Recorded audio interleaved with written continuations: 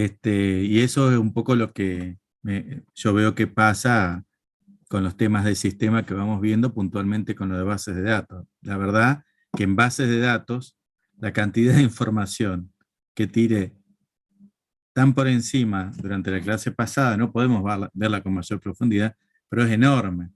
Y la verdad es que a veces se necesita como darle tiempo a los conocimientos o a estos elementos para que maduren un poquito para poder comprender, porque yo les presento una base de datos, le digo, bueno, están las bases de datos relacionales, y en la siguiente transparencia le digo, bueno, pero las bases de datos relacionales, si bien todo está metido en base de datos relacionales en la mayoría de los sistemas que ustedes van a encontrar en las organizaciones, hoy se hace ver que no son suficientes, y le empiezo a tirar datos no estructurados, ¿no?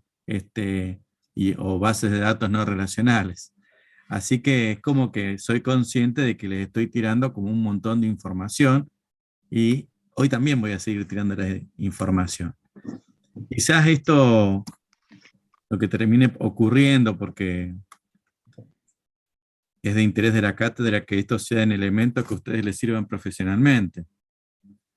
Es que ustedes tengan como estos elementos básicos para saber, bueno, que los datos deben ser administrados, que en todos los procesos y los sistemas administrativos hay datos involucrados, y que hoy en los negocios se utilizan los datos, pero no solamente para tener la información de la factura emitida, que sería un sistema más transaccional, una información básica, sino que en realidad necesitamos la información para mejorar nuestro negocio.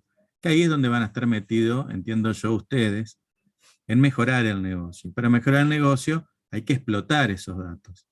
Y cuando van a explotar esos datos necesitan otro tipo de herramientas. Y cuando necesitan conocer el mercado, y bueno, ustedes van a saber, van a poder mirar en sus sistemas eventualmente la performance de la empresa. Pero es como que normalmente a medida que va creciendo el nivel jerárquico, o de algún modo la responsabilidad de la persona que está tratando de tomar la decisión en términos del nivel jerárquico dentro de la empresa, no son suficientes los datos, ¿no? Fíjense cómo, bueno, hoy una de las cosas que va a pasar así por el aire es esto de que ustedes ponen notebook en Google y los siguientes 2 días le aparecen notebook en todas las páginas que ustedes visiten por internet. Entonces, fíjense que esa información no sale de los sistemas internos de la empresa, de las empresas que están ofreciendo, ¿no? Esos salen de otros lados, sale de, bueno, de algún modo de los servicios que están vendiendo las empresas de internet, de publicidad, que se basan en el tipo de información que se explota con las herramientas que vamos a ver muy por arriba, que vimos un poco por arriba el lunes y que vamos a terminar de ver hoy. Así que bueno, yo obviamente antes nosotros teníamos en una cátedra en la que trabajamos con la profesora Luciana, a quien le digo buenas tardes, ¿cómo anda? Hola, buenas tardes. Buenas tardes a todos, ¿cómo andan? Hola, profe.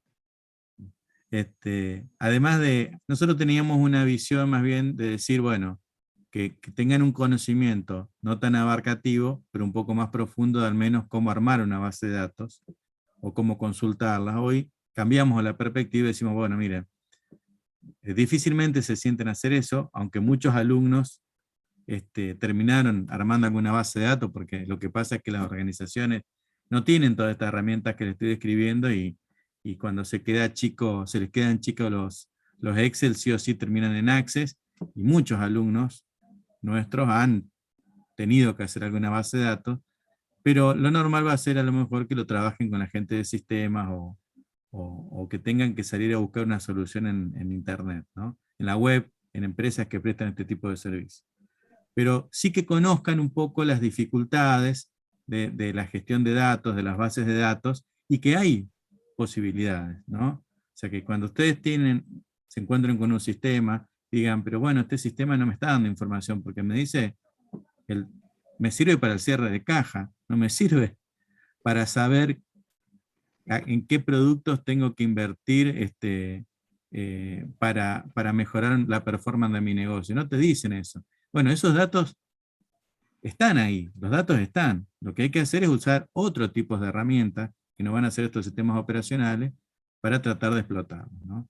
Y eso se hace muchos años, y imagínense que yo lo estudié en la facultad y tengo 20 y tantos años de recibido, ¿no? O sea que, es decir, todo eso existe hace mucho. Lo que es nuevo es lo que un poco empecé a nombrarles la semana pasada, era de esto de los datos no estructurados, ¿no? Hoy, bueno, vamos a volver un poco sobre todo este esquema y sobre las herramientas que hay disponibles en la base de datos. Esta era introducción nomás, profesora, era porque la primera pregunta que le hice a los alumnos es si después del lunes no habían decidido cambiarse de carrera o algo por el estilo. Yo, no se acobarden tan fácil, en todas las carreras hay cosas lindas y cosas feas, y lo que uno tiene que hacer, si cuando algo no le gusta, es ver si por ahí no es tan rentable, y bueno, la carrera después correr para un lado totalmente distinto a esa parcela del campo de conocimiento que nos da una carrera universitaria que es bastante amplia, ¿no? Así que bueno.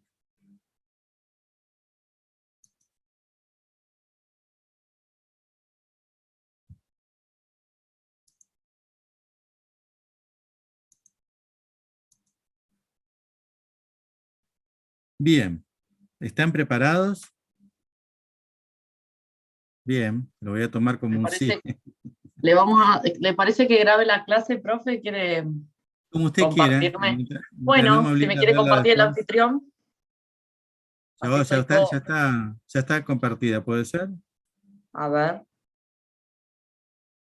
sí, Ah, gracias. Recording in no, progress. por favor.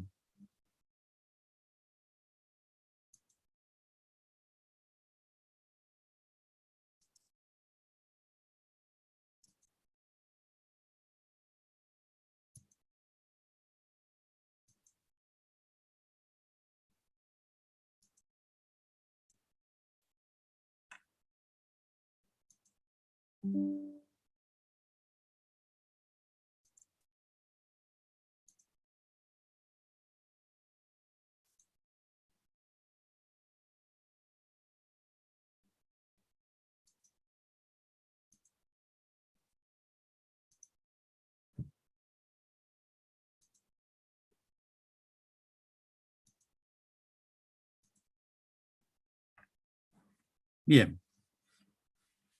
En el breve repaso habíamos hablado de los archivos como forma de contener información, de almacenar o de gestionar información. Casi que hablamos más de los defectos que de las virtudes. Le insistí yo en que esto podríamos no darlo porque nadie se plantea hoy utilizar gestionar la información de la organización a través de archivos. No obstante, le decía, miren, hay muchas organizaciones que lo están utilizando con planillas de cálculo, y la planilla de cálculo es algo intermedio, pero más cerca de los archivos que de las bases de datos claramente, ¿no? Entonces, ustedes pueden encontrarse, y es importante que sepan qué problemas van a tener. No invalida como herramienta eso, ¿me entienden? Si es lo único que hay, es lo único que hay y se trabaja con eso.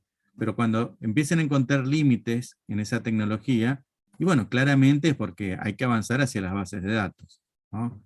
Normalmente no se avanza hacia las bases de datos, salvo que ustedes están haciendo alguna búsqueda, algún análisis de datos que necesiten, no rutinario. La organización va a avanzar hacia las bases de datos con sistemas. O sea, si muchos no tienen bases de datos porque no tienen sistemas. Y como no tienen sistemas, reemplazan los sistemas con Excel. Eso ocurre, y ocurre mucho, y ocurre en cualquier organización que está arrancando, y hoy ocurre. Entonces, después pasamos a las bases de datos, planteamos que era una base de datos, y que era un sistema de administración de base de datos que lo que permite gestionar y lo que separa del lado de los datos y empieza a interactuar con los sistemas y las aplicaciones. Dijimos que había muchos tipos de bases de datos y describimos el modelo relacional. El modelo relacional es muy importante. Yo lo pasé por arriba y la profe Luciana casi le agarró un ataque porque en realidad es como que lo nombré en una lista, y el sistema relacional claramente está, de las organizaciones que yo conozco, en el 99 99,9% de los sistemas están las bases de datos relacionales, ¿me entienden? O sea, todos los ERP y todos los sistemas y las buenas prácticas y todo lo que se ocurre. ¿Por qué? Bueno, porque las bases de datos se llevan muy bien con los datos estructurados, y para hacer sistemas es necesario estructurar los datos y organizarlos. Entonces van muy de la mano, y es un modelo de base de datos que actuó, y lo decía en una de las presentaciones, durante 30 años, reinó pero por lejos, y sigue reinando en uso. Quizás hoy no es la vedette, pero sí es lo que está en todos lados, ¿eh? Entonces es importante conocer ese modelo y saber que nos vamos a topar con él. Entonces planteamos otras bases de datos, otros modelos de base de datos. Después volvimos sobre las capacidades de bases de datos, y el último punto, que ahí dijimos hasta acá llegó nuestro amor, fue de algún modo una mirada muy por encima de lo que es el diseño de una base de datos, que es de donde vamos a retomar hoy. Cuando terminemos eso, sí vamos a avanzar hacia quizás sí más herramientas, herramientas que hoy están disponibles para trabajar con datos. Y ahí voy a hacer de algún modo una mirada sobre todo de herramientas que tienen que ver con la administración gerencial de los datos. Epa.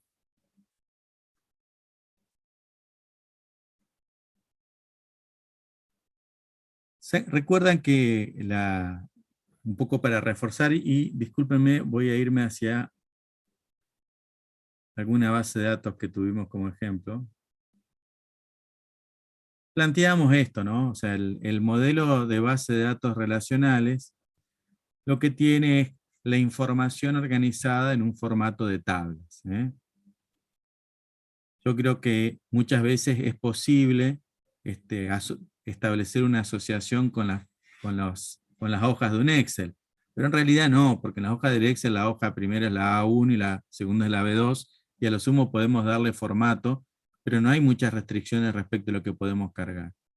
Cuando en las bases de datos relacionales, lo que ocurre es que nosotros, para representar la información de importancia de lo que denominamos el dominio del problema o la temática que tiene incrustada el sistema, tenemos que hacer como un trabajo de identificación de estas entidades y sus atributos. Entonces, tomando el ejemplo que usa la profe de la universidad, normalmente en la universidad vamos a encontrar alumnos, y vamos a encontrar docentes, y vamos a encontrar cátedras.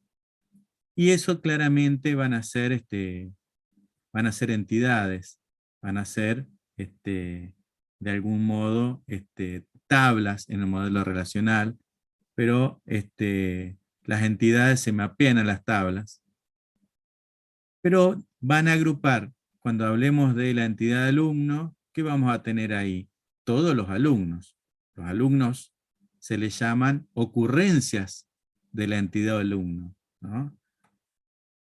En el modelo relacional, que vemos acá un ejemplo, a las tablas serían las entidades, y cada una de las ocurrencias se las llama registros o filas, o tuplas, porque el modelo relacional es un modelo matemático, y bueno, y tiene las duplas, las tuplas, y hay productos cartesianos, y toda una serie de cosas que es bien teoría que no vemos, ¿no? Pero bueno, cada una de esas entidades, y tomemos alumno, tiene algunos elementos que lo caracterizan. Por ejemplo, el nombre, el apellido, el número de matrícula. Entonces, esos atributos de las personas se reflejan en las tablas como columnas, atributos o campos. Entonces, para armar el modelo, el objetivo de armar un modelo de datos relacional es un modelo que cumpla con algunas características. Por ejemplo, que tenga integridad referencial y que no tenga redundancia de datos. Tomemos, por ejemplo, esas dos características. Que tenga integridad referencial, ¿qué va a significar? Por ejemplo, en este ejemplo que estamos viendo, donde tenemos un proveedor y piezas, y decíamos cada pieza de este modelo la provee un único proveedor, ¿no? La pieza 137 está provista por el proveedor 8259. Yo busco el proveedor 8259 y tengo todos los datos de ese proveedor.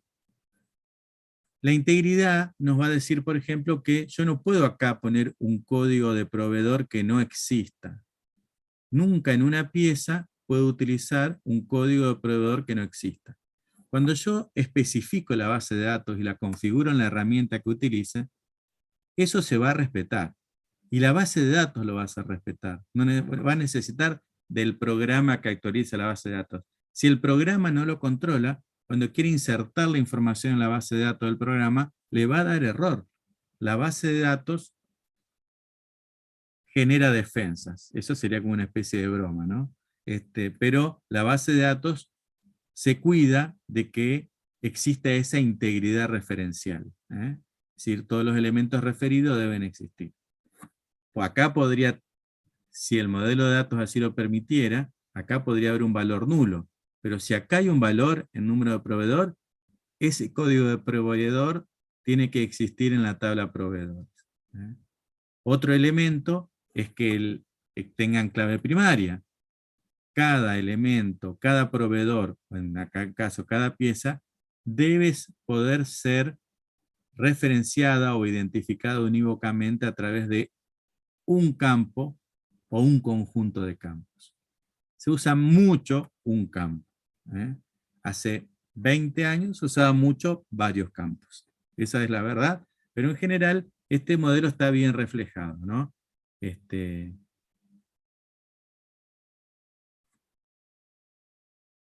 Otro de los datos que se le da a la base de datos cuando se la diseña, porque eso lo diseñamos conceptualmente y después lo configuramos en la herramienta que utilicemos, también se le puede indicar qué tipo de datos tiene un campo, si es numérico, incluso la precisión que va a guardar, si es un número.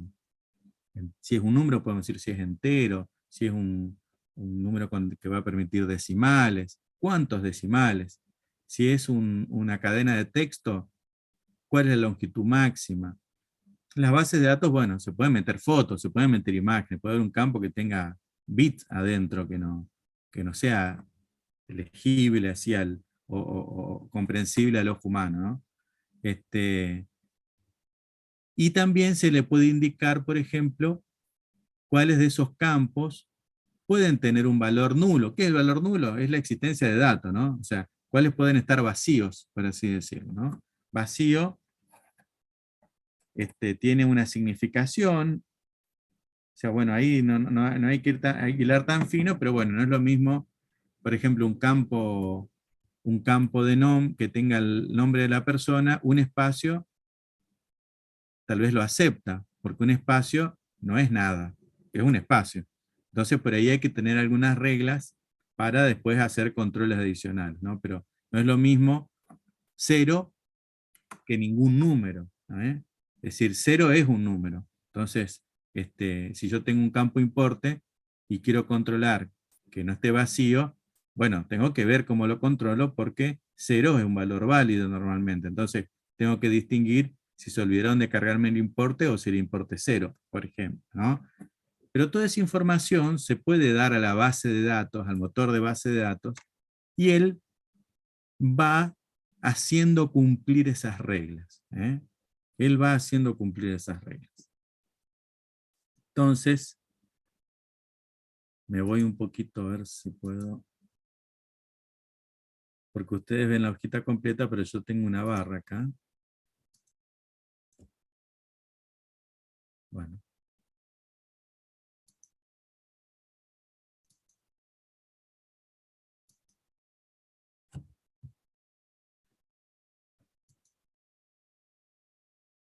Profe, Sí, a mí me quedó una duda de eso. dígame. ¿Campo clave y clave primaria son lo mismo? Bien, en realidad yo le diría que existen dos tipos de clave, la primaria y la foránea. Ahí vuelvo de nuevo al grafiquito. Es mala, estaba esperando que me vaya de ahí. A ver. La cargo, alumna. Fíjese que acá tengo clave primaria y clave foránea en pieza. No sé si lo está viendo, ¿no? Ah, bueno, ahí los maté.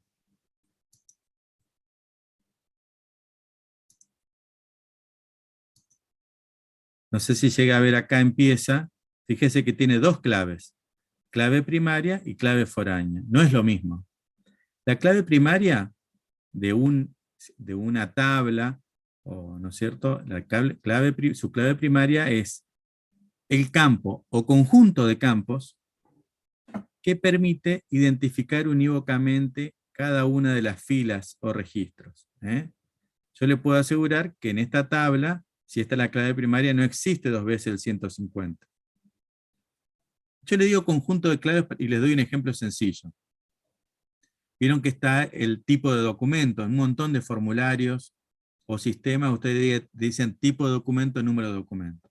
Bueno, tipo y número se utilizó como clave primaria en un montón de tablas de personas y tenía que usarse como clave primaria usando los dos campos combinados. Se combinaba el tipo y el número de documentos, porque con el número solo no era suficiente. Entonces hay veces en los cuales es necesario para identificar una ocurrencia o un registro, una persona en este caso, ¿no? En particular dentro del conjunto de personas que están cargadas en la tabla, tener claves primarias compuestas. Pero la clave primaria es la que permite identificar unívocamente cada registro de esta tabla.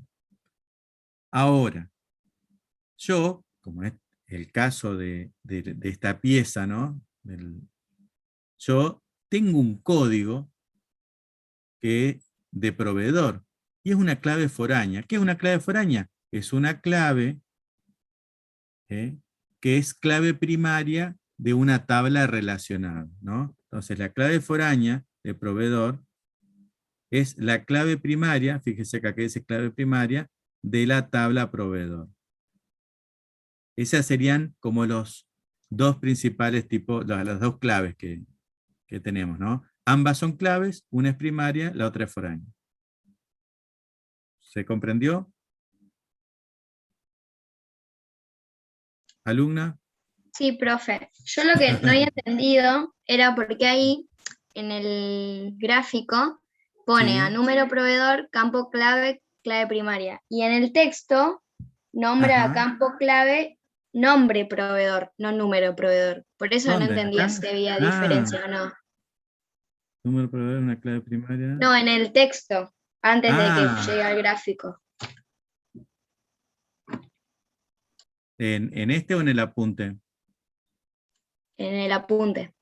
Ah, bueno. Lo voy a revisar después. Bien.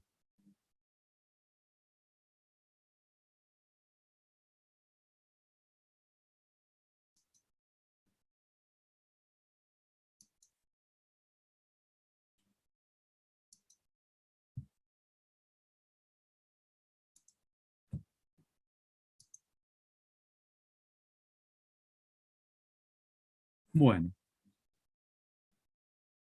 Estos elementos un poco son, ¿no?, como les decía, bastante básicos, pero existe una instancia en el diseño de una base de datos que es el diseño conceptual, ¿no? Que lo que permite es, de algún modo, identificar y agrupar los elementos del mismo tipo, conformando tablas, ¿no? Entonces, lo que identifico normalmente cuando voy a trabajar con un modelo relacional son las tablas, sus atributos y la forma en que se relacionan esas tablas. De algún modo tengo que utilizar un proceso para llegar a este modelo relacional, ¿no? Les cuento que normalmente esto que se llama normalización, ¿no?, que tiene tiene las formas normales, que es como una técnica, es como una receta para que tomemos un conjunto de datos que están organizados como están. Por ejemplo, cuando vemos los archivos de texto o las planillas de cálculo, que vamos juntando todas las planillas y decimos, estos son todos los datos que tenemos, ¿no? ¿Cómo los metemos en una base de datos? Y abrimos una planilla y tenemos datos de proveedores, abrimos otra y tenemos otros datos, uno porque le compra, el otro porque les paga, y el otro porque los invita para la fiesta de fin de año de la empresa, y tenemos 3 archivos de proveedores. Normalmente uno ahí desecha el de las invitaciones, pero a lo mejor es el mejor, porque todo el mundo quiere ser invitado a la fiesta, y a lo mejor se ocupa de que el domicilio correcto esté en ese. Entonces, yo tengo que pasar eso a una base de datos y tengo que terminar con una entidad que va a ser proveedor y los datos de todos los proveedores sin repetición. Entonces, ¿cómo hago? Y bueno, si yo tengo, por ejemplo, una entidad que es proveedor, puedo tener el domicilio. ¿Y qué va a ser el domicilio? Bueno, yo podría tener el domicilio que sea un campo de texto donde tiene la nombre de calle, altura, libre, nombre de la ciudad, código postal. O podría tener varios campos donde tengo nombre de calle, donde tengo otro campo que es altura, otros campos, por ejemplo, para departamento, piso, monobloc, otro campo para la ciudad y otro para el código postal, por ejemplo. Pero ¿qué me va a pasar ahí? Y bueno, que si tengo muchos proveedores en la misma ciudad, voy a tener Santa Fe, Santa Fe, Santa Fe, Santa Fe, Santa Fe, escrito de distintas maneras. Y cuando quiera ir a buscar todos los de Santa Fe, voy a querer filtrar por Santa Fe y lo voy a encontrar escrito todo con mayúscula, STA, FE, ¿me entienden? Eso pasa en los archivos. Entonces, muy probablemente lo que diga es, no, voy a definir otra tabla, que es ciudades, donde tengo el nombre de la ciudad y el código postal, y un código de ciudad. Entonces, a todos los que son de Santa Fe, al proveedor no le escribo Santa Fe, le voy a poner ciudad 1, y en la tabla de ciudades voy a tener clave primaria 1, Santa Fe, código postal 3000. Eso, como decirlo, a los informáticos ya no sale como naturalmente. En general a la gente no le sale naturalmente hasta que logra cierta experiencia, pero se logra con un ejercicio o se logra con las reglas de normalización, que son más difíciles de entender que de aplicar. Fíjense cómo, miren la cara de la profe Luciana. Yo cada vez que leía la primera forma normal, segunda forma normal en una clase, me daba ganas de irme, porque era algo tan sencillo, pero conceptualmente estaba explicado tan difícil, que bueno, que esto que, como les decía, uno ve los datos repetidos en una tabla, uno mira una planilla Excel y ve que la ciudad está 10 veces, el código postal está 10 veces, y solo se da cuenta que eso tiene que estar en otro lado. Salvo que no sea por ahí un dato de interés, pero en una tabla de proveedores, de qué ciudad es el proveedor, por ahí es importante, porque puede haber fletes involucrados, por distintos motivos. Entonces, acá un poco lo que plantea, fíjense en la última premisa, es que el proceso de crear estructuras de datos pequeñas y estables, pero a la vez flexibles y adaptativas, se lo denomina normalización. Hay algunas excepciones para la normalización. O sea, una de las reglas de normalización es que nunca hay campos calculados en la normalización. Es decir, si ustedes tienen una factura no la que me comería yo en este momento con el mate, sino la factura, porque han facturado una venta,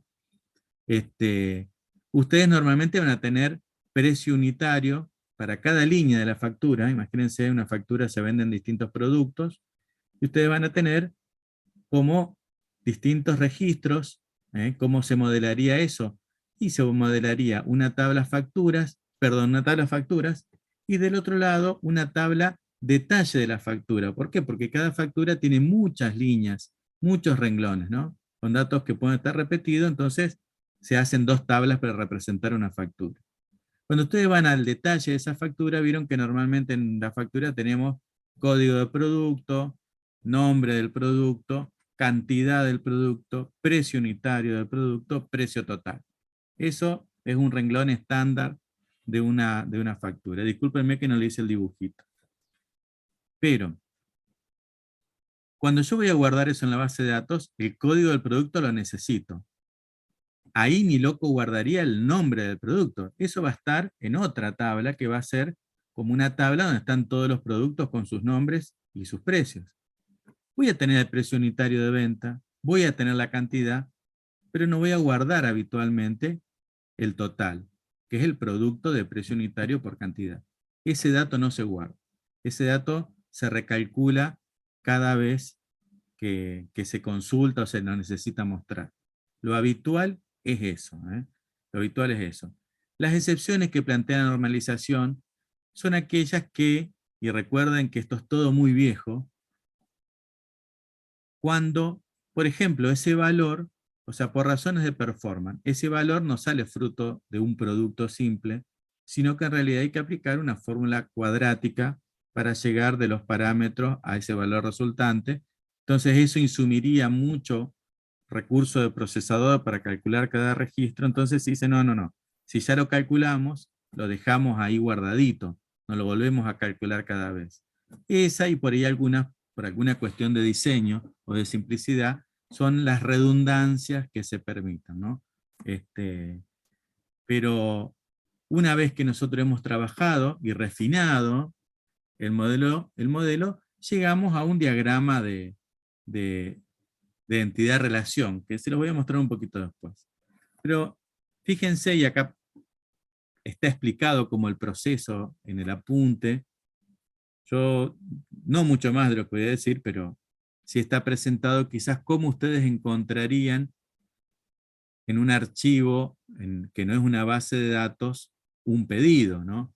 Entonces plantea que uno tendría número de pedido, fecha de pedido, número de pieza, nombre de la pieza, precio unitario, cantidad, nombre de proveedor, número, perdón, del proveedor, nombre del proveedor, la calle del proveedor, la ciudad del proveedor, el estado del proveedor y el código postal.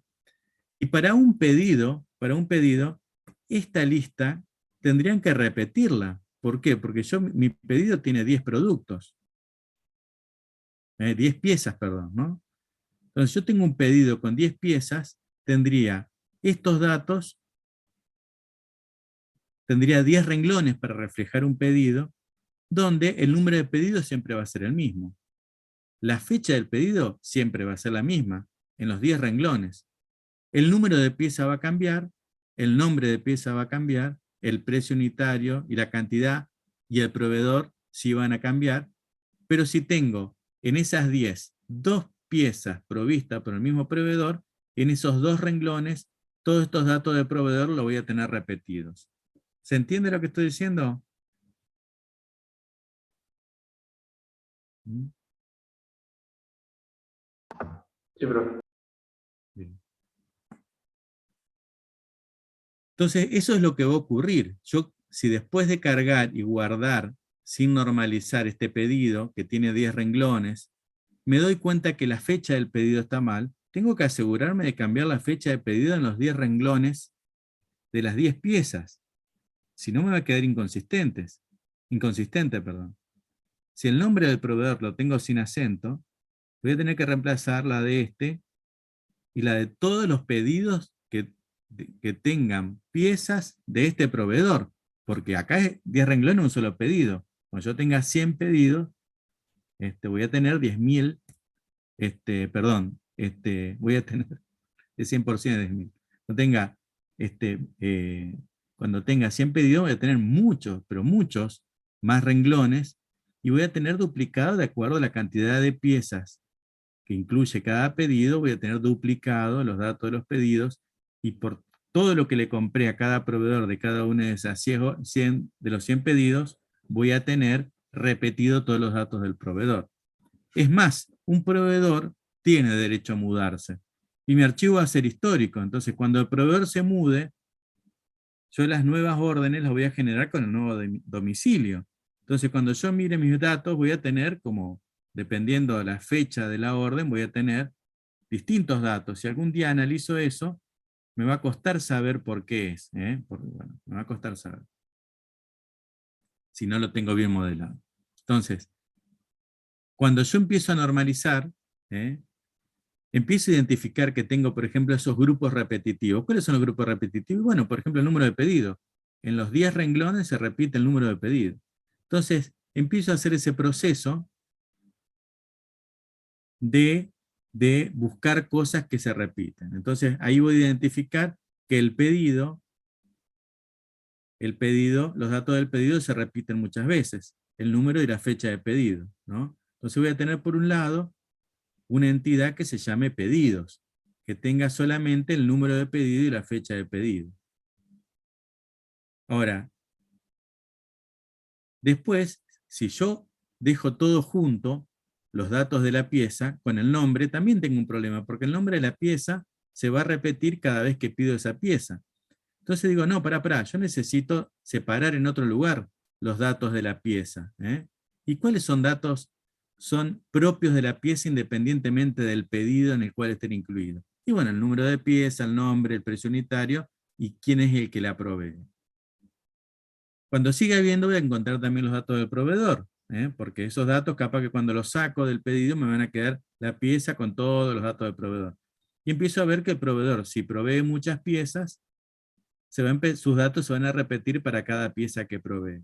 Entonces digo, no, pará, eso tiene que estar en otra entidad, en otra tabla, en una tabla proveedores, donde tenga datos específicos del proveedor independientemente de la pieza.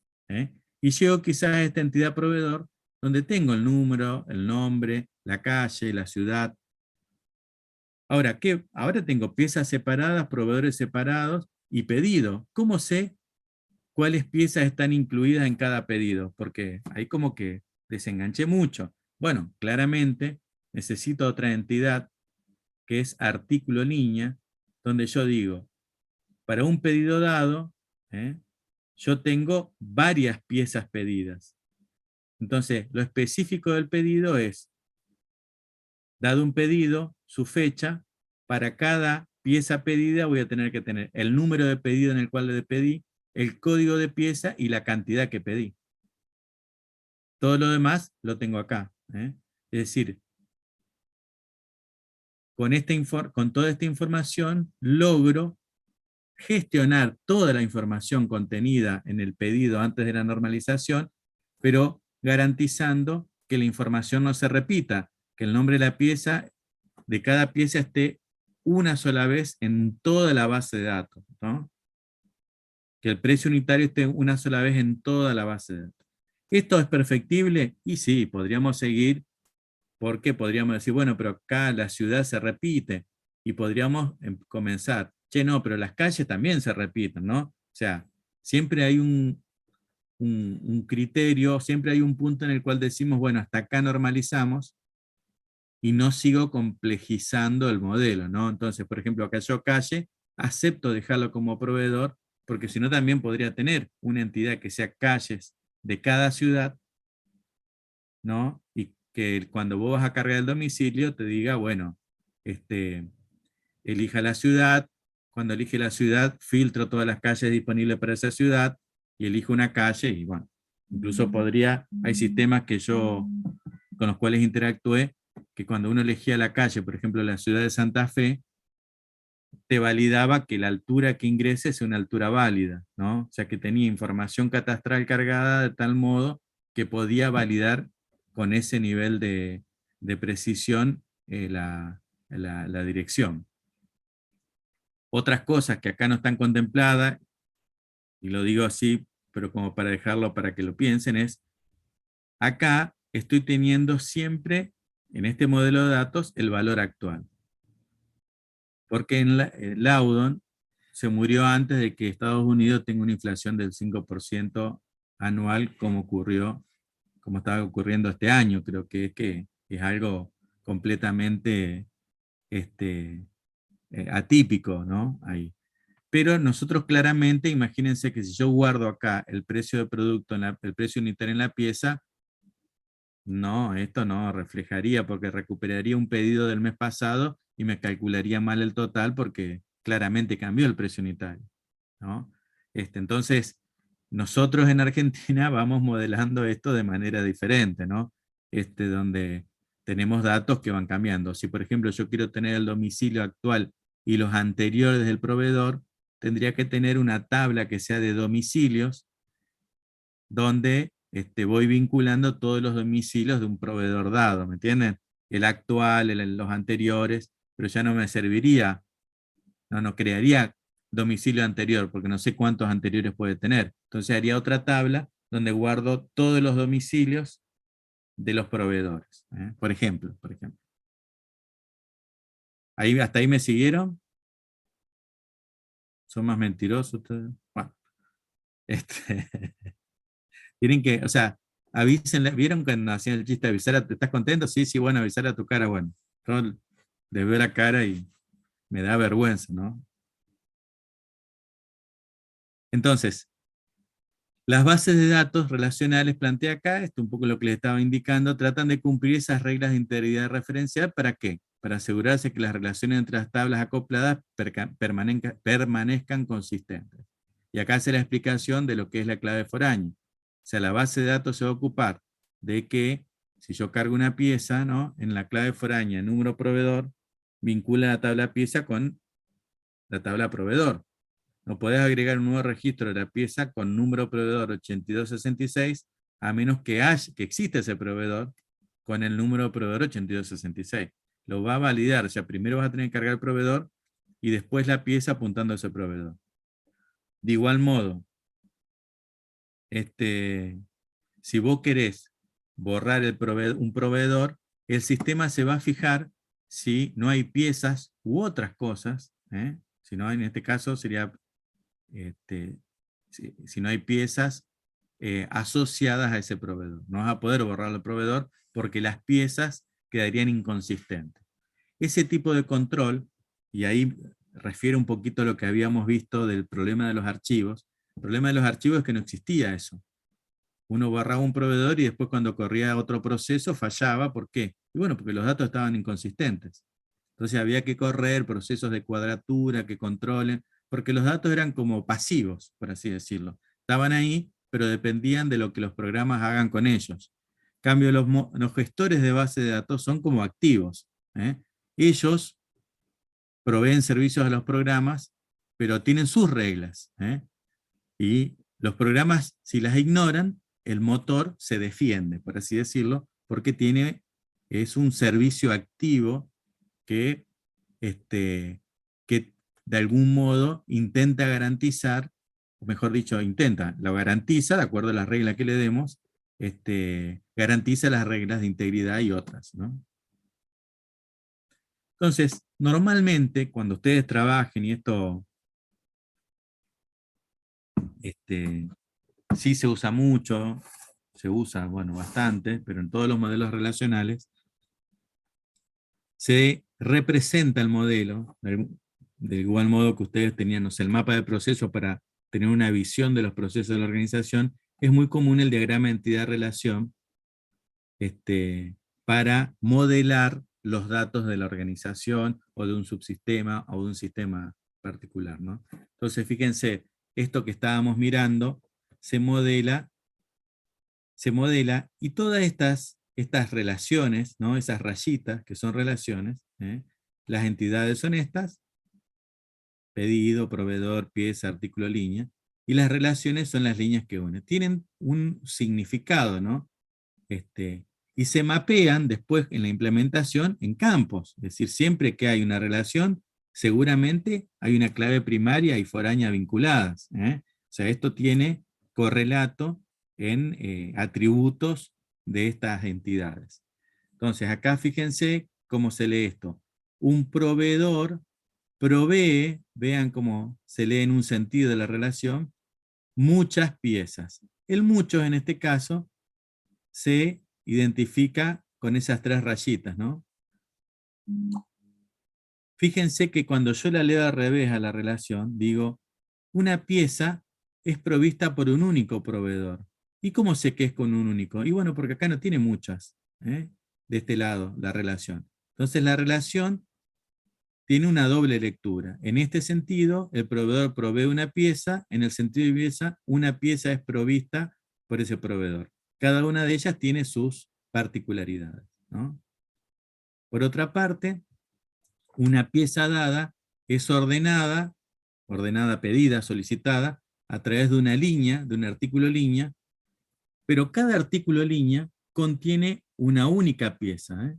Una pieza puede ser ordenada en muchas veces puede ser pedida, en muchas líneas de pedidos. Pero cada línea de pedido, que es artículo línea, contiene una única pieza. Del otro lado, pedido, decimos, bueno, un pedido incluye muchos artículos línea. ¿Por qué? Porque en un pedido puedo pedir muchos artículos. Ahora, una línea de artículo en particular pertenece a un único pedido. Entonces, estos diagramas de entidad de relación son los que permiten comprender, transmitir, discutir los modelos. Cuando ustedes se sienten a explicarle o participen de un proceso de la construcción de un sistema, una base de datos, ustedes van a ver de qué van a hablar con la gente de sistemas, y la gente de sistemas les va a traer un DER, para ver si comprendió de lo que estamos hablando. A veces no le trae un DER porque es un poco abstracto, le va a traer una pantallita y le va a decir, pero bueno, pero entonces, ¿estás seguro? O sea, un pedido, una pieza, solamente puede ser provista por un proveedor. ¿Estás seguro que es eso? Porque eso te va a implicar de que si vos le comprás caramelo a 2 proveedores, vas a tener 2 artículos caramelo. Que a lo mejor está bien, porque caramelo de Arcor lo provee Arcor y caramelo lo provee el otro proveedor. No obstante, si tengo distribuidores en el medio, puede que yo le compre una distribuidora y que Arcor lo vendan 2 distribuidoras. Entonces ahí el proveedor, si es la distribuidora, no va a estar bien esto. ¿Me entienden? El modelo no va a poder representar las reglas del negocio que estamos intentando reflejar. Entonces ese modelo se discute, porque lo que no permita el modelo no lo va a permitir el sistema subyacente. O sea, perdón, lo que no permita el modelo no va a ser permitido por el sistema después, porque no va a poder guardarlo en la base de datos, ¿no? Entonces, la discusión de esto se parece un poco, vieron que yo le decía el diseño de un sistema cuando veíamos el ciclo de vida, en términos de construcción, la definición del modelo de datos y la definición quizás de los requisitos funcionales de los sistemas, tienen mucho que ver con los cimientos de una casa, ¿no? Si le erramos acá, es muchas veces más difícil volver, porque un cambio sobre el modelo de datos cuando la aplicación está construida normalmente tiene cierto costo. Mucho menor en base de datos que si fueran archivos, pero el costo sigue existiendo. Bueno, ahí terminamos con base de datos. ¿Alguna pregunta de esto?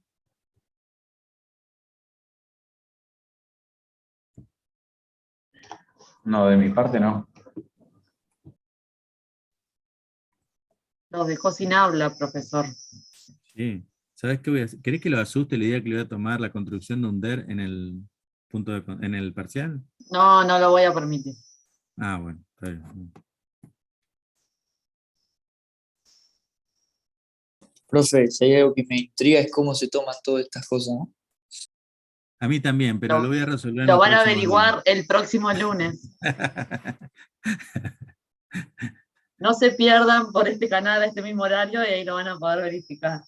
Sí, no se preocupen que lo vamos a tomar. Le vamos a encontrar la forma. No, pero cuando es cierto lo que decía en un momento el profe, hago un corte, profe, así de tanta teoría para comentar un poco. Con esto, como que no deja de ser una experiencia para nosotros también, ¿no es cierto? Estas clases. ¿Qué sucede?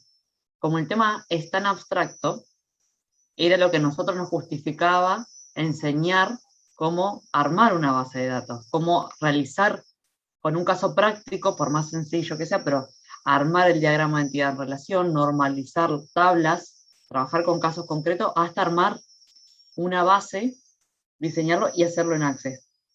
Y lleva muchísimo tiempo, lleva por no menos de 4 o 5 clases, las de teoría más 3, 4 clases, sí, eran 2 más o menos de teoría, explicado así, y por lo menos 4 más para poder avanzar y al palo ustedes en su casa, probando en Access en su casa, porque seamos muy abstractos. Entonces, en un punto que dijimos, destinábamos tantas clases para armar el base de datos que decíamos, en realidad, el licenciado cuando salga, puede ser que coyunturalmente esté en el armado, pero lo que tiene que conocer es cómo el técnico, el ingeniero, el programador, o digamos, el informático, por englobarlo entre todos, las variantes que pueda haber, va a ser quien va a desarrollar.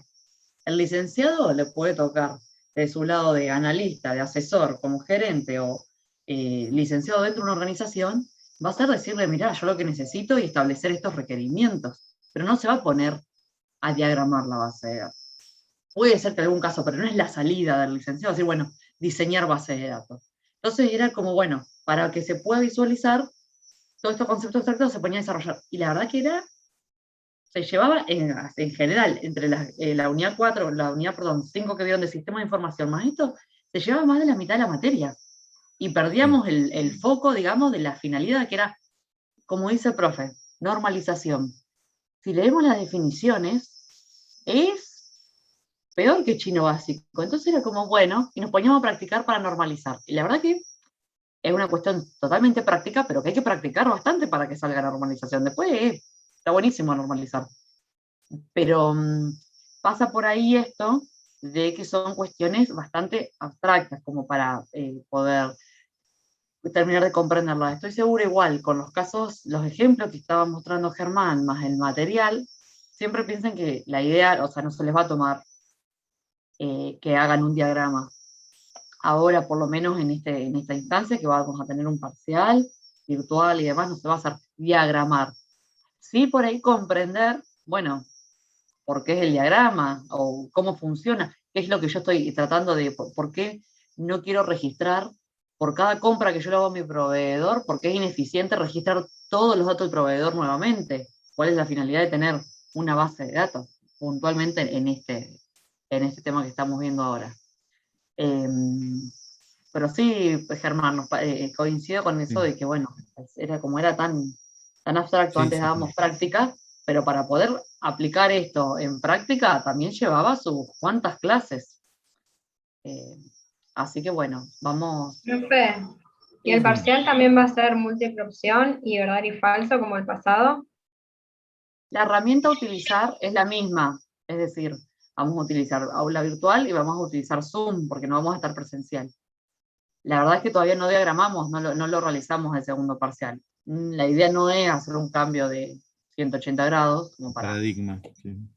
claro, de revolucionar y que se encuentren con un escenario totalmente distinto, pero tampoco se guíen de que es exactamente todo igual.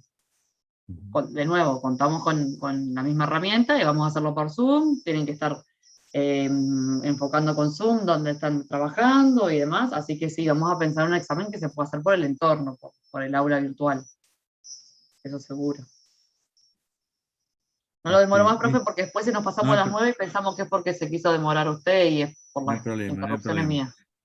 Sí, sí, es claro que es como que elegimos un camino distinto, de ver en detalle algo, un concepto que manejen mucho, pero que se lo llevaban descontextualizado.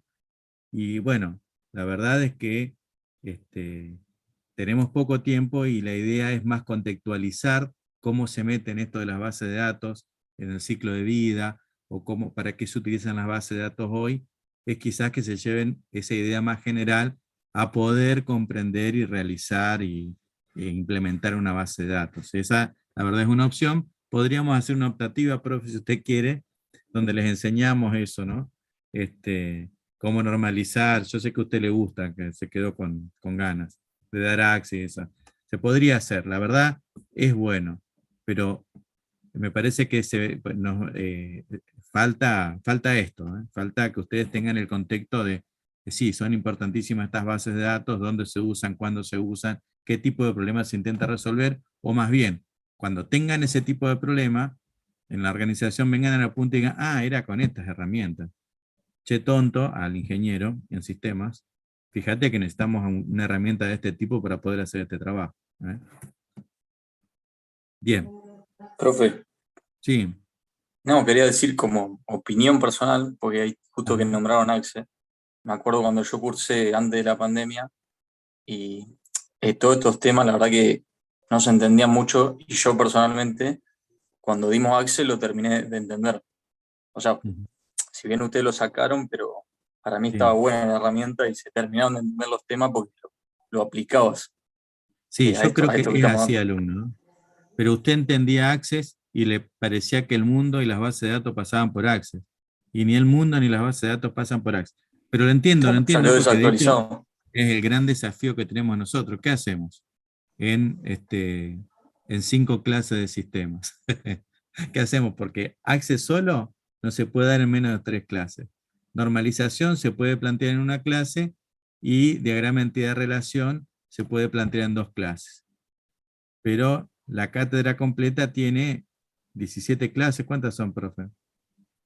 Una cosa así. La Sí, verdad, sí, obvio. Sí, Entiendo eso sin lo de contar los las tiempos. clases destinadas pero, parciales. pero sí lo entiendo y estoy de acuerdo con usted. ¿Eh? Cuando yo daba esto decía, pucha, ¿cómo hacen? O sea, porque después de leerlo y hacerlo en Access, recién muchas veces se lograba atar, como usted plantea, y afianzar y ver cómo se vinculan las cosas. Así en el aire es como, bueno, no en el aire, ¿no? Después tiene la bibliografía, pero no tan detallado, ¿no? Sí, sí. No, eso nomás quería decir Sí. como Bueno, una muchas opinión, gracias, muchas nada gracias. más. Sí, es el dilema, alumno, ¿eh? No, no es menor, ¿eh? Lo charlamos y lo discutimos y bueno, y tomamos decisiones. Bien, entonces, las bases de datos necesitan de herramientas para acceder, o sea, que estén los datos ahí, todo muy lindo, pero viste, no vamos a, necesitamos explotar. El único objetivo de los datos es explotarlo, ¿bien? Como el dinero, el único objetivo es gastarlo. Para acumularlo, no. También se puede guardar un poco, pero... Entonces, si una compañía, por ejemplo, plantea acá, al final, no al principio, si una compañía quiere saber cuál es el producto más popular o cuál es el cliente más rentable, eso lo tiene. O sea, no tiene que hacer ninguna consultoría, no tiene que salir a preguntar a nadie. El producto más popular, el que más vende, y si tiene un sistema de facturación, los datos de lo que más se vendió está ahí adentro, ¿no? Lo mismo con los clientes. Entonces, eh, si bien lo normal es que las empresas lleven un registro de las transacciones básicas, ¿no? Esto del OLTP o los sistemas transaccionales, lo que van guardando los registros de lo que va ocurriendo en la organización en lo cotidiano, ¿no? Pero también necesitan otro tipo de información, ¿no? Que ayude a la compañía a mejorar, no solamente a registrar, porque de algún modo registrar la factura es como muy parecido a la contabilidad, ¿no? Está ahí bien registradito en sistema y con eso no tengo que hacer los asientos contables, sino que el sistema me los hace, pero es como mirar para atrás, ¿no? Los datos esos tienen que servir para mirar para adelante. Entonces, ahí es donde empezamos a trabajar y a buscar herramientas para qué. Y bueno, para buscar la eficiencia en los negocios y para tomar decisiones de negocios buenas, ¿no? Y todo está un poco metido en los datos. Entonces, una de las técnicas, o lo veo como problemática, pero no es una problemática, son herramientas que nos ayudan, ¿no? Lo que cambió un poco, les planteaba, como diferente en los últimos años, sobre todo después de Internet y después de la integración y después de Internet de las cosas, que es un poco lo que les planteaba en las primeras clases, donde tenemos sensores metidos por todos lados, en los motores, ¿no? Ustedes piensen, qué sé yo, camiones, aviones que tienen sensores en distintas partes que están generando datos continuamente, ¿no? Y se generan miles de millones de registros. Piensen que si yo trabajo en lotería, bárbaro, es muy lindo, pero imagínense si yo quiero hacer un análisis, por ejemplo, voy guardando las pequeñas apuestas de las personas que apuestan cada día y digo el número 3 se apostó, no soy muy bueno apostando, trabajo en lotería, pero no uso el producto, no consumo el producto.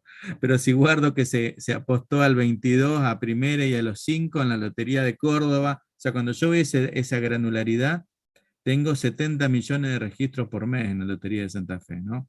Entonces, es un volumen muy grande, ¿no?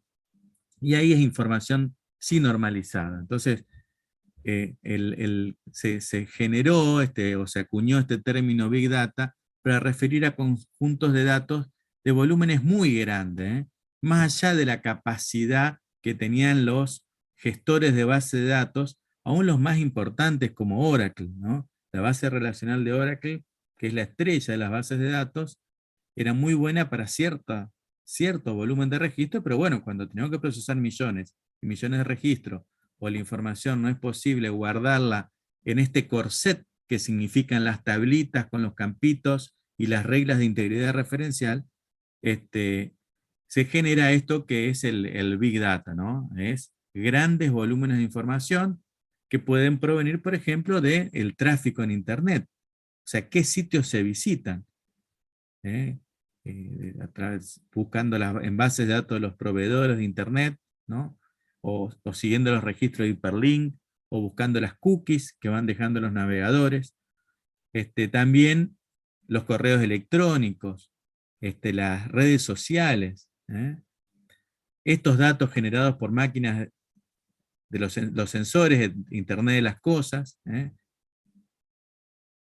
y por ejemplo los sistemas de e-commerce, donde se mira, bueno, yo voy a Mercado Libre y voy navegando, y Mercado Libre está tomando lo que yo voy navegando, lo que miro, lo que no miro, lo que miraron otros que miraron lo que yo estoy mirando. O sea, piensen en ese sistema que ustedes conocen, ustedes entran a ver ese destornillador Xiaomi que compré la otra vez, y decía, todos los que miraron esto también miraron esto, todos los que compraron esto también compraron esto, todos, ¿entienden? Eso es un poco a partir de la trazabilidad y de guardar informaciones de cada uno de los millones de usuarios que están navegando por Mercado Libre, ¿no? Entonces toda esa información se guarda.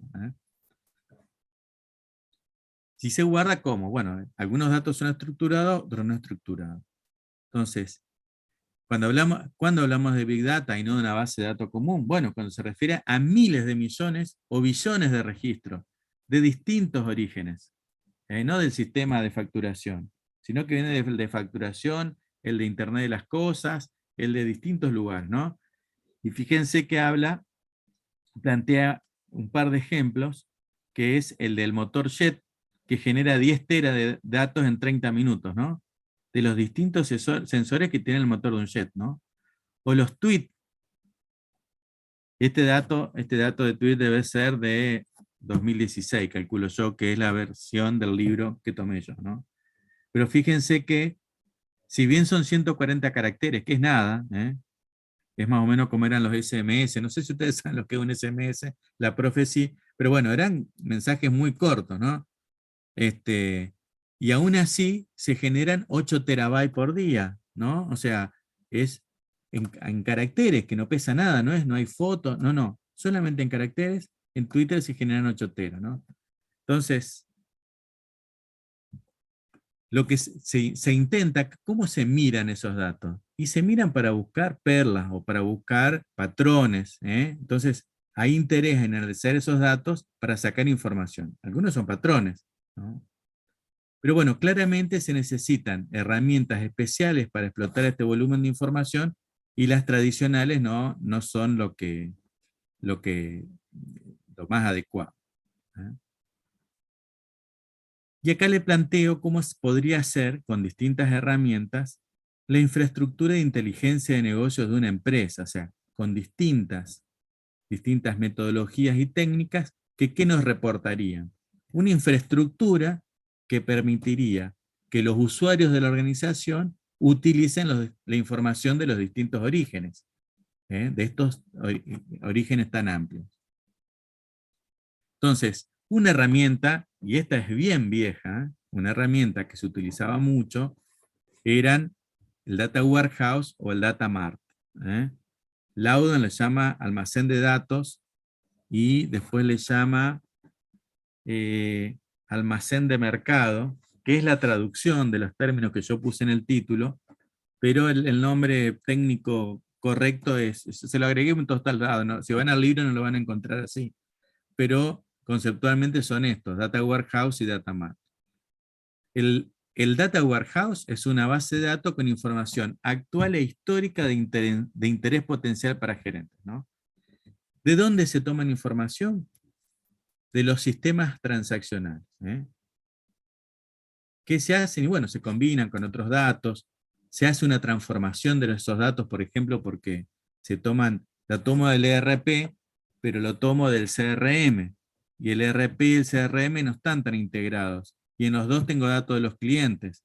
Entonces, cuando tomo la información de los dos lugares, a la hora de mezclarlo, y bueno, tengo que buscar, y tengo que asociar información y darme cuenta que el cliente número 200 en el CRM es el 1080 en el ERP. Entonces, yo en esta base de datos, en este almacén de datos, eso lo tengo que tener de algún modo homogeneizado, porque si no, meto basura. Entonces, en un data warehouse se toman todos los datos de distintos orígenes, se corrigen, se sumarizan. Por ejemplo, si yo no voy a trabajar las facturas a nivel de línea, si no me interesan totales de ventas solamente en mi data warehouse, que implica un diseño, y bueno, voy a ir sumando y cargando los totales, no cargando la información de facturación detallada en mi data warehouse, ¿no? Entonces, toda esa información se carga, pero no es como un sistema donde la información se va modificando. En mi sistema de gestión de almacenes, el stock va cambiando. Acá yo voy a tomar una captura y lo voy a dejar como estático.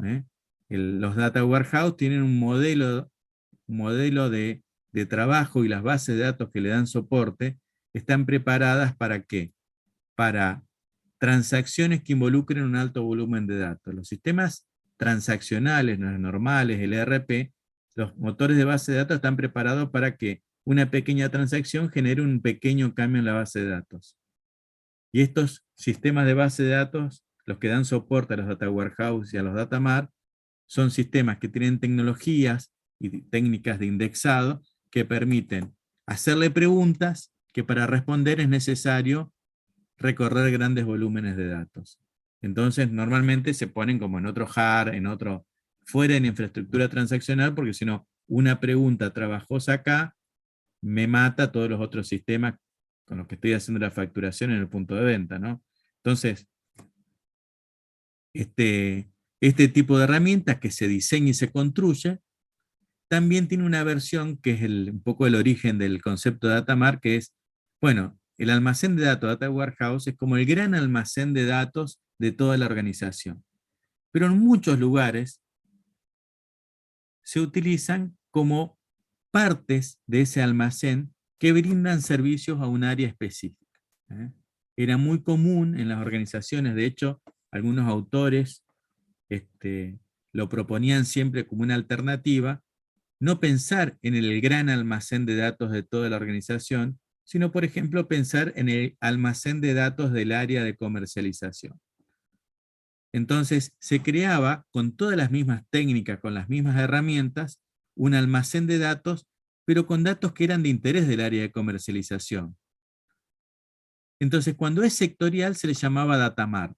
Ese es un poco el cambio de concepto entre el data warehouse y el data mart, que en realidad toma un grupo específico de usuarios, lo plantea acá, y ese grupo quizás también, para hacerlo más abierto, puede ser para un perfil, pero estrictamente cuando se planteó el esquema de data mart, se pensó en áreas, en que sea un almacén de datos para un área específica.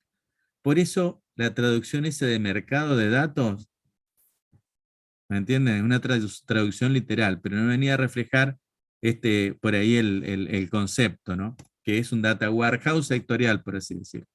De hecho, muchos autores proponían como alternativa eso, es decir, yo voy construyendo, porque siempre hay un área que tiene de algún modo prioridad dentro de la organización para la gerencia, es decir, bueno, voy construyendo el data mart del área de comercialización y después construyo el data mart del área de proveedores y después los junto, voy de algún modo sumando todos esos data mart y conformando el data warehouse o el almacén de datos de la organización. Entonces, una de las herramientas que vamos a tener para inteligencia de negocios es esto del data warehouse, que se sirve principalmente de información estructurada tomada de los sistemas operacionales y de otras fuentes externas, principalmente de ahí.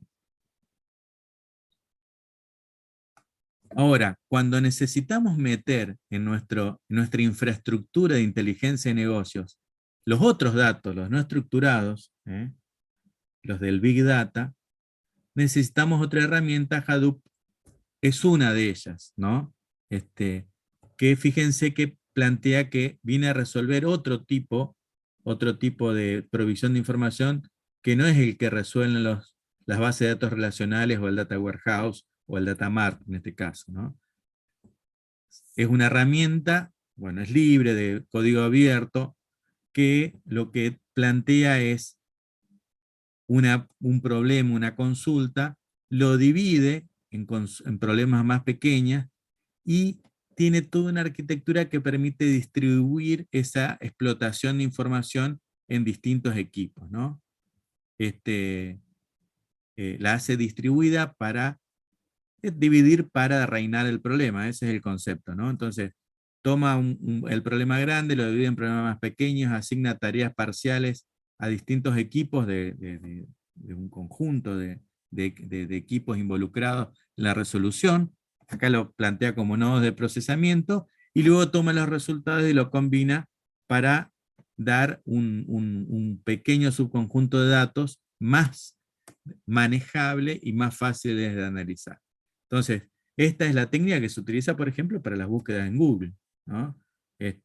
Donde la búsqueda es distribuida. No hay un servidor que tenga toda la información de Google.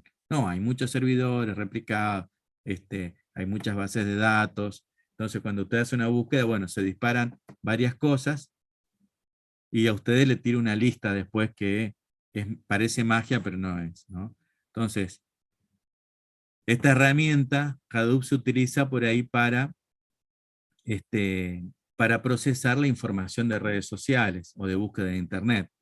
Fíjense que plantea, o los servidores web van dejando registros en archivos que no son bases de datos, son archivos como los que criticábamos al principio, pero porque son más rápidos para construir, de todas las visitas que reciben. Y eso se va guardando en logs, se llaman como registros de auditoría de todas las visitas, de los recorridos. Entonces esos son volúmenes de información enormes de la cual se puede extraer información. Bueno, entonces, esta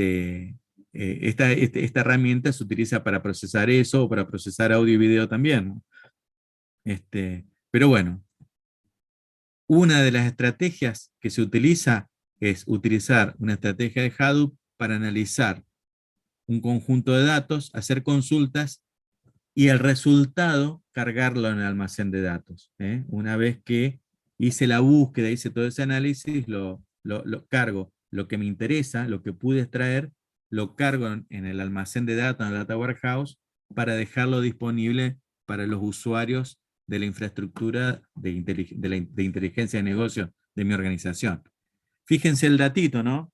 De Facebook, que utiliza un clúster. Clúster se llama un conjunto de nodos, ¿no? Dentro de cada uno de esos hay información, dato y capacidad de procesamiento, pero fíjese que tiene 10 a la 15 bytes. No sabía, pero no tenía que explicarle petabyte. Si ustedes es un 1 con 15 ceros.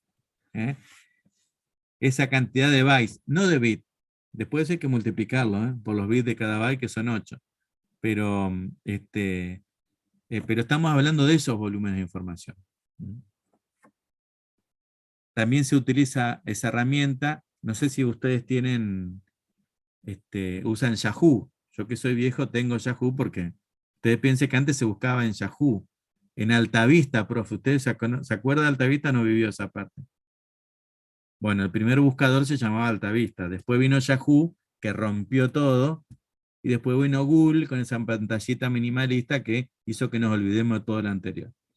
Pero si ustedes entran a Yahoo, que es un buscador, y fue el ejemplo que estudiábamos nosotros cuando estudiábamos Internet, era Yahoo, porque Yahoo, y hoy es Google, Amazon, son otros los modelos hoy.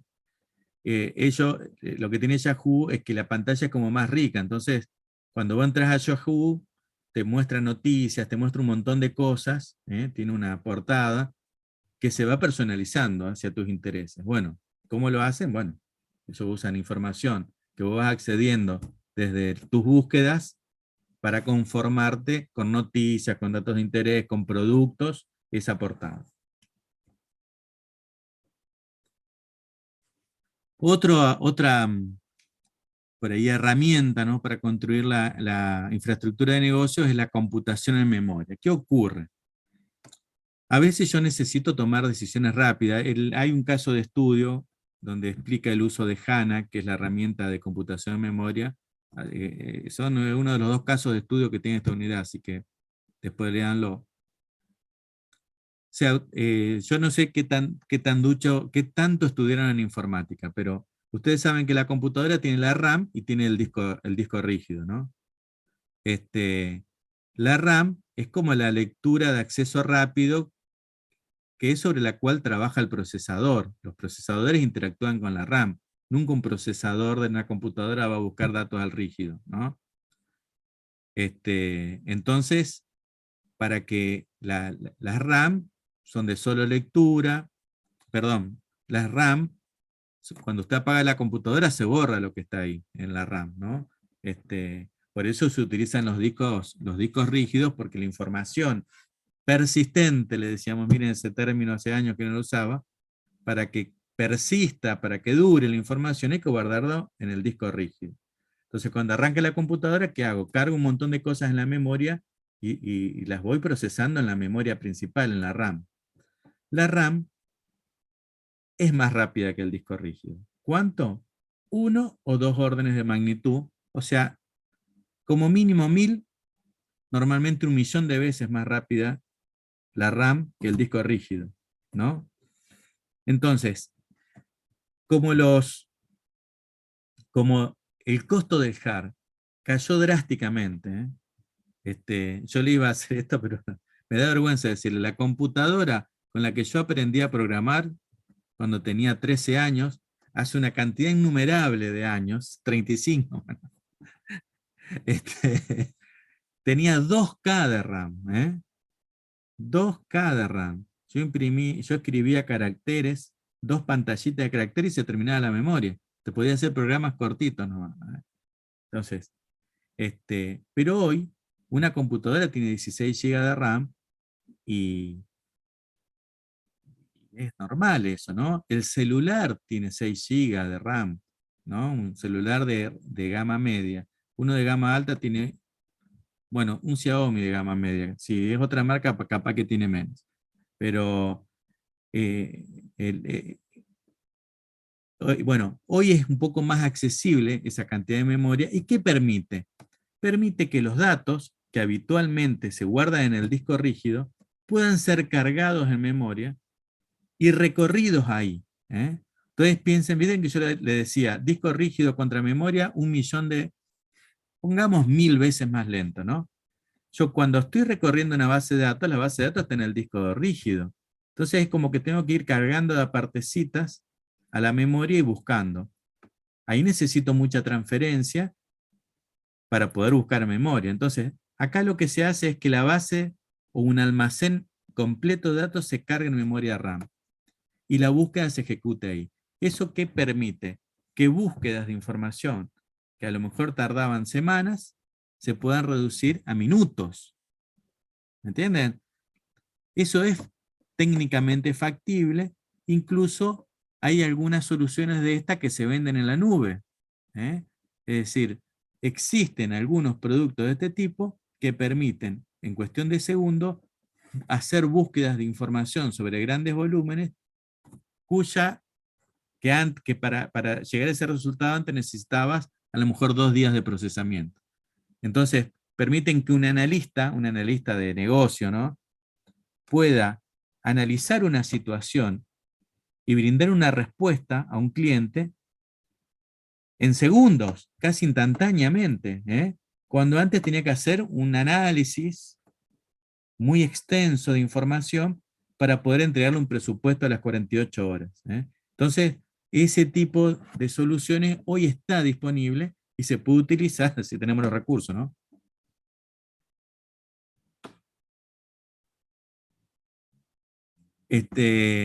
Bueno, lo otro que existe como producto también y que pueden incorporar son soluciones un poco más integrales, porque ustedes piensen esto de que cuando se construye una solución, yo soy ingeniero, ¿no? Y me piden que arme un data warehouse. Yo compro los servidores o los alquilo en la nube, compro licencias o las alquilo, ¿no? Pero voy construyendo de algún modo mi infraestructura, una infraestructura para brindar respuesta. ¿Qué ocurre? Hay algunas, o sea, la infraestructura, la cantidad de memoria que JAR utiliza, es sensible, el tiempo de respuesta, la capacidad de respuesta de mis herramientas van a depender mucho de lo inteligente que sea yo para optimizar esa infraestructura. Y digo infraestructura porque se compone de componentes de hard, de fierros, y componentes de software, motor de base de datos, el sistema operativo. Entonces, hay algunas empresas que ya están ofreciendo como una plataforma analítica, ¿sí? Me venden una cajita, ¿no? Y esa caja adentro incluye todo el soft y el hard para poder analizar información. Si yo lo único que voy a aportar ahí, voy a cargar son los datos, pero ya me están vendiendo una solución hard-soft optimizada para ejecutar consultas rápidamente, ¿no? Obviamente que no es una base de datos relacional solamente, esto lo proveen quienes, y los que tienen mucha experiencia en bases de datos. Fíjense que siempre terminamos dando vuelta en IBM, Oracle, Microsoft, que son los grandes constructores de bases de datos, ¿no? Pero no con su base de datos relacional.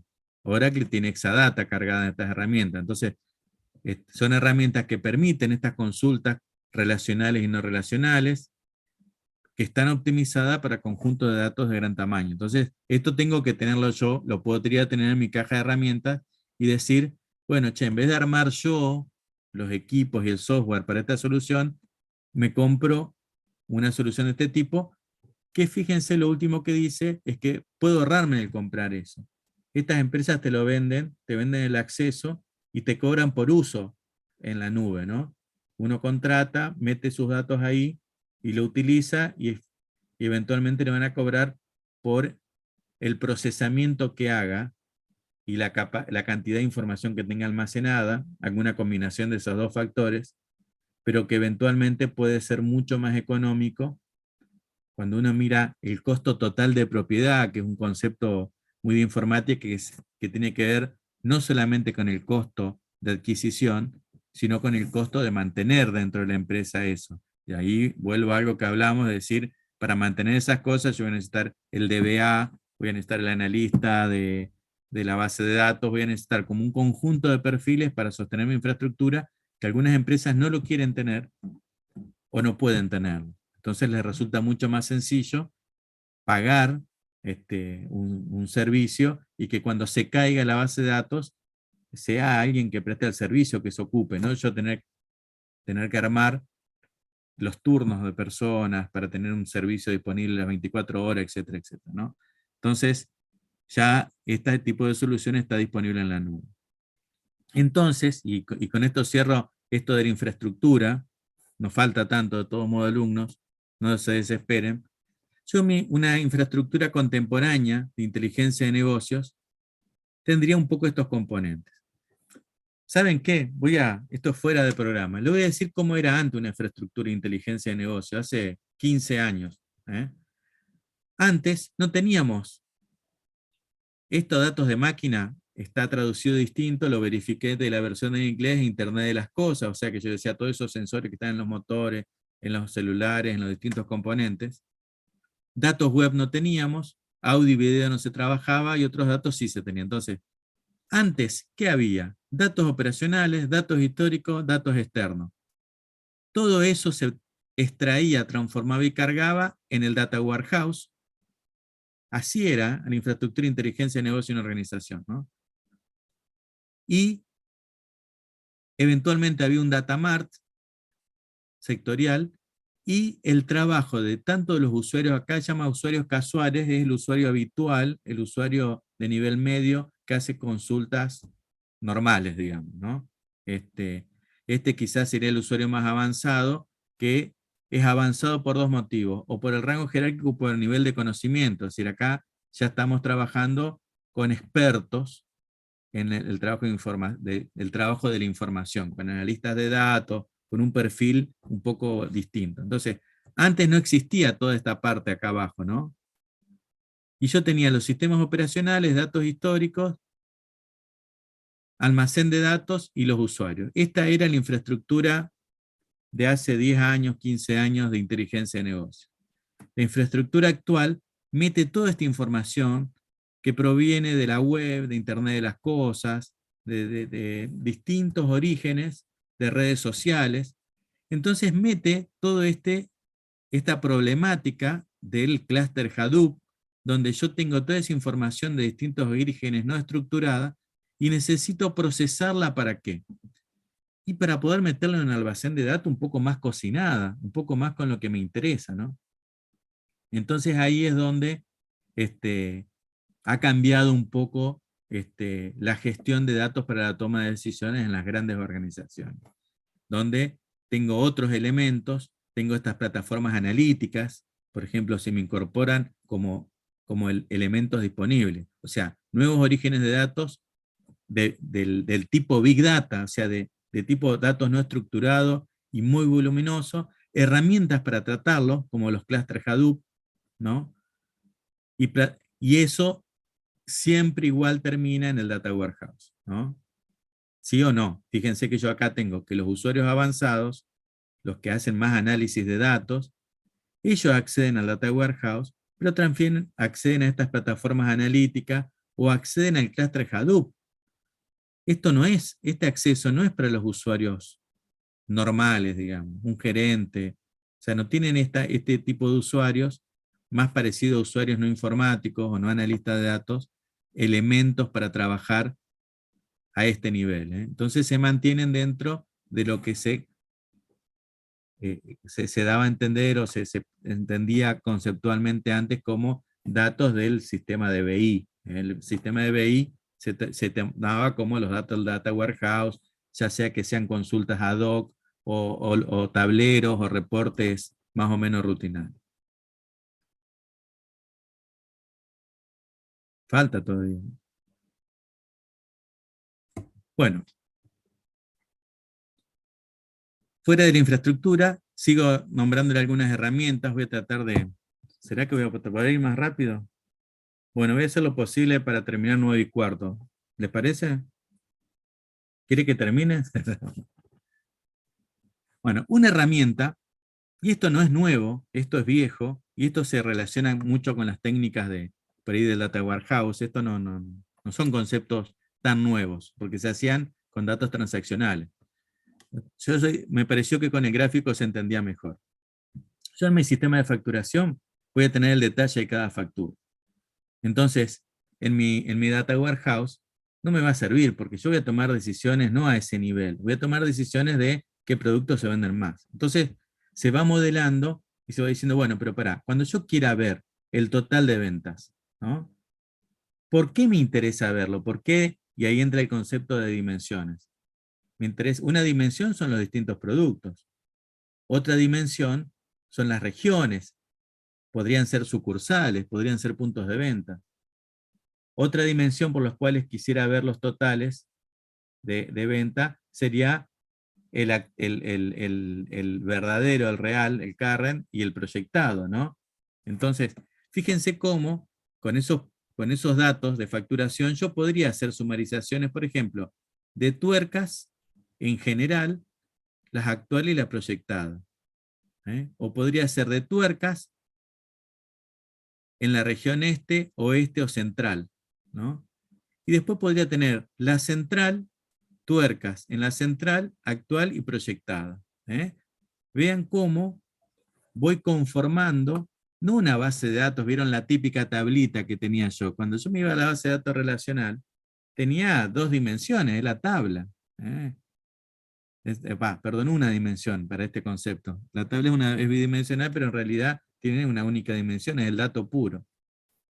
Entonces yo acá voy haciendo procesos y armando estos cubos de información ¿Qué me van a permitir? Y bueno, que después la búsqueda, o sea, cuando yo quiera saber las tuercas por región, es un acceso a 3 valores de una base de datos, ¿me entienden? Es un acceso a 3 valores de una base de datos, cuando en realidad, si yo lo tomara del sistema operacional, tendría que tomar todas las ventas, buscar ese producto e ir sumarizando por cada región. O sea, ir a ver las ventas de cada una de las sucursales, de cada una de las regiones, buscar el producto tuerca y sumar cuánto se vendió en el periodo que esté analizando, ¿no? Entonces, fíjense que todo ese volumen de información, yo me lo ahorré, ¿por qué? Y bueno, porque finalizado el periodo, hice este trabajo que se hace con los almacenes de datos, tomé esos valores a nivel de granularidad mínima, es decir, la venta puntual, y la fui sumarizando con distintas dimensiones y la dejé guardada en una base multidimensional. Entonces esto es instantáneo. El que explota esta información nunca espera, no tiene que esperar, va moviendo el cubo, va haciendo consultas sobre ese cubo de una manera muy rápida. Entonces, el OLAP, que es un poco la forma que sigue, digamos, el protocolo este de OLAP, es de procesamiento analítico online, en línea, bueno, de ahí viene el OLAP, es el análisis, soporta este tipo de análisis multidimensional, ¿no? Permite la explotación de datos ya previamente calculados. Siguiendo, perdón que me vaya, este esquema acá, yo tomé los datos operacionales, hice este proceso, armé el cubo con las dimensiones que había predefinido y lo dejé disponible en el almacén de datos. Acá estoy un poco por este camino. Otro concepto que tampoco es nuevo, es un concepto bastante viejo, es decir, bueno, pero pará, con OLAP, con todas las consultas que hicimos, es como que yo me planteaba una pregunta y decía, che, ¿cuánto vendo de este producto? ¿Cuál es el producto más vendido? ¿Cuál es el mejor cliente? ¿Cuál es? Yo es como que pienso lo que quiero hacer y veo la forma de generar consultas en los datos.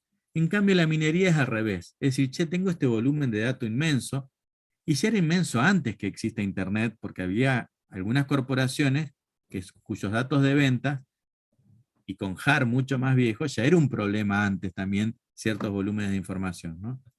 Entonces, lo que proveen estas técnicas es descubrir, son técnicas, fíjense, todas orientadas al descubrimiento.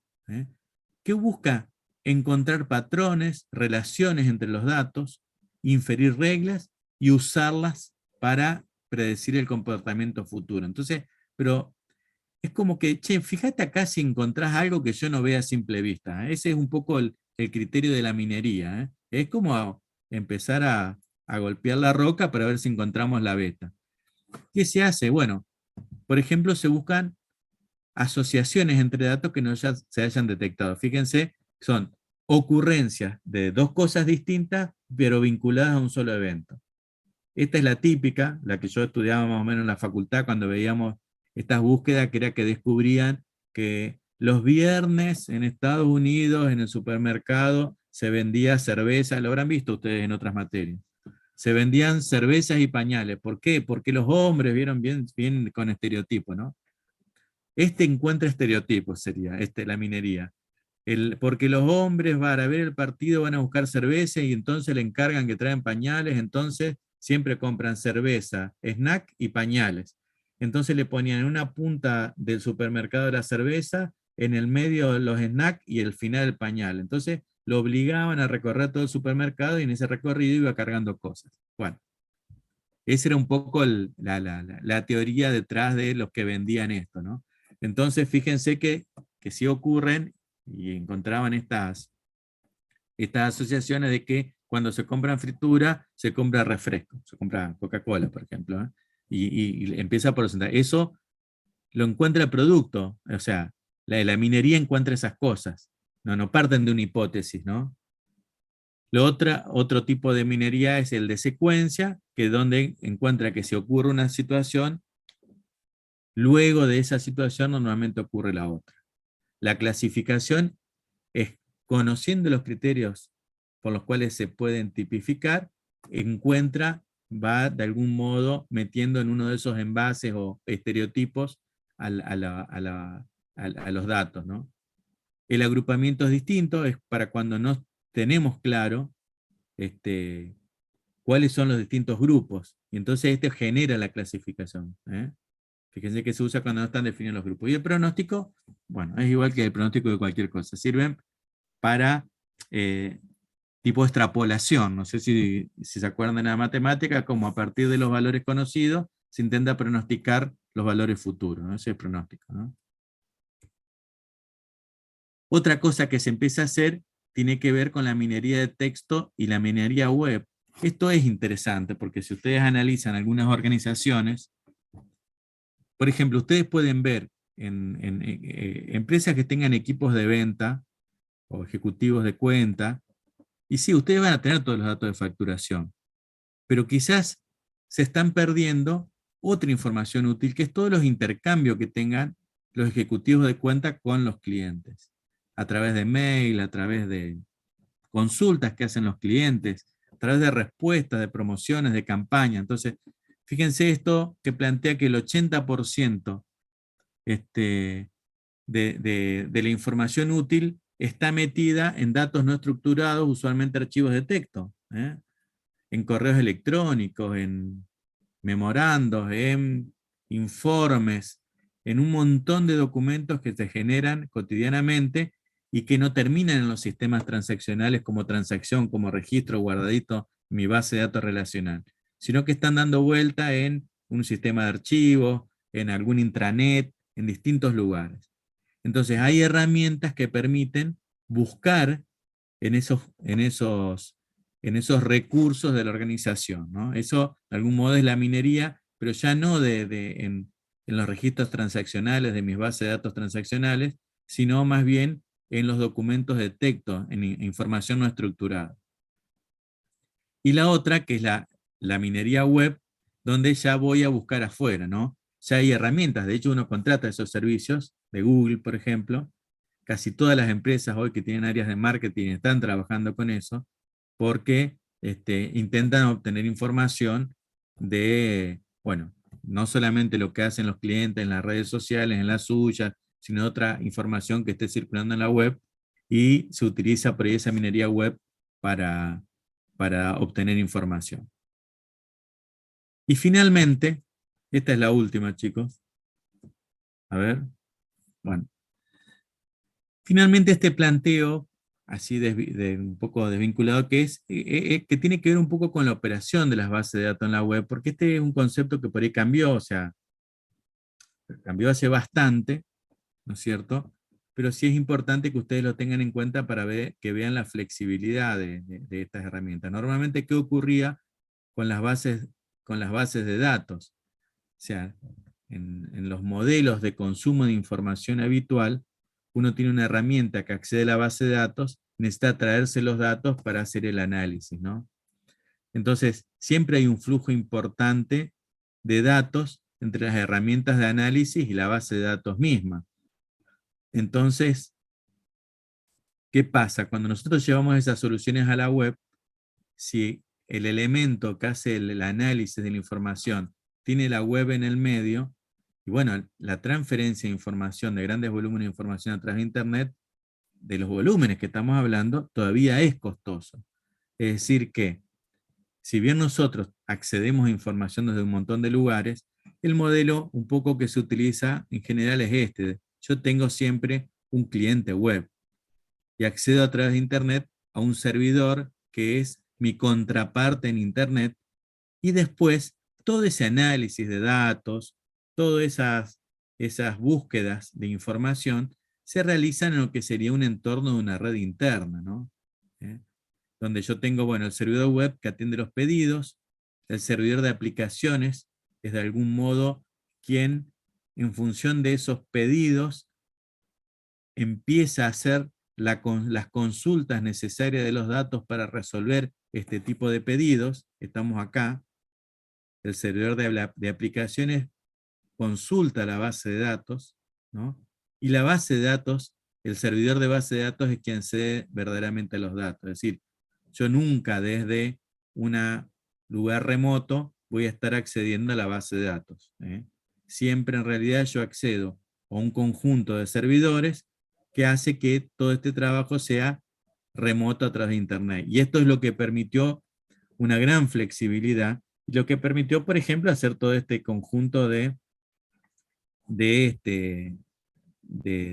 productos en la nube y o de acceso remoto a las bases de datos. En realidad es porque yo no estoy accediendo a la base de datos y estoy accediendo a toda la información a través de la Internet, sino que en realidad estoy accediendo a alguien que hace ese trabajo de manera local y me está devolviendo un resultado. Esto es aplicable a casi todas las tecnologías que estábamos viendo. Es decir, cuando yo meto en mi búsqueda de Google la palabra sistema, las dos palabras, sistemas administrativos, que no me va a encontrar nada, o gestión de sistemas administrativos, que ya sumé más palabras, en realidad yo no consulto ninguna base de datos.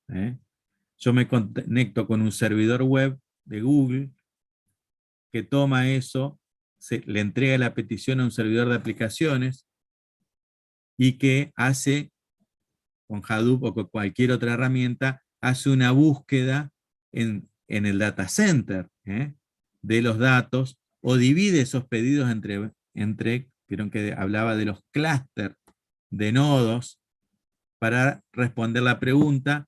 El servidor web va a reunir la respuesta y lo que me va a llegar a mí es eso que si ustedes ven código fuente, son 10K, 10K de información que para entregar esos 10K necesitaron buscar en miles de millones de registros, ¿no? Esa es un poco la arquitectura que se da en general en las bases de datos.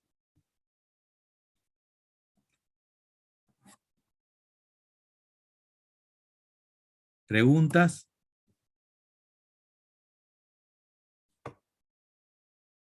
¿Qué va a tomar de esto, profe?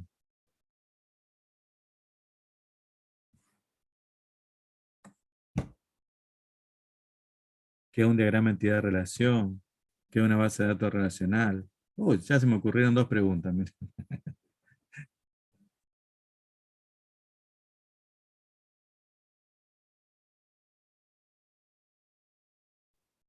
Bueno.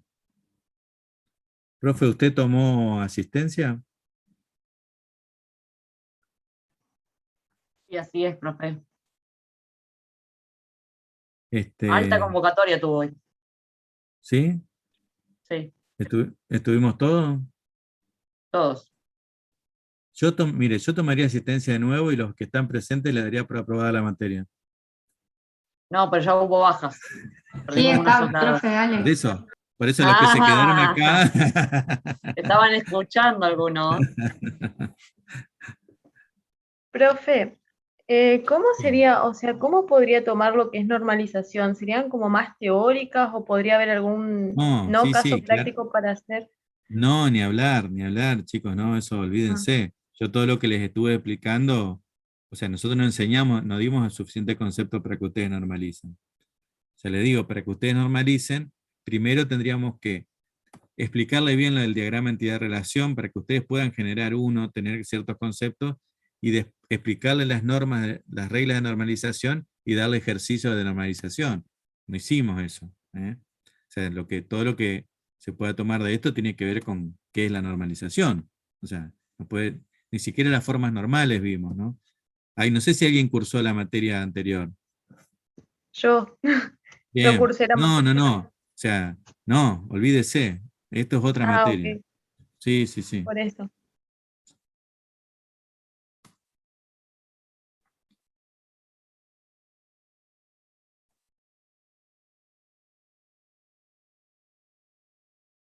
Bueno, alumnos.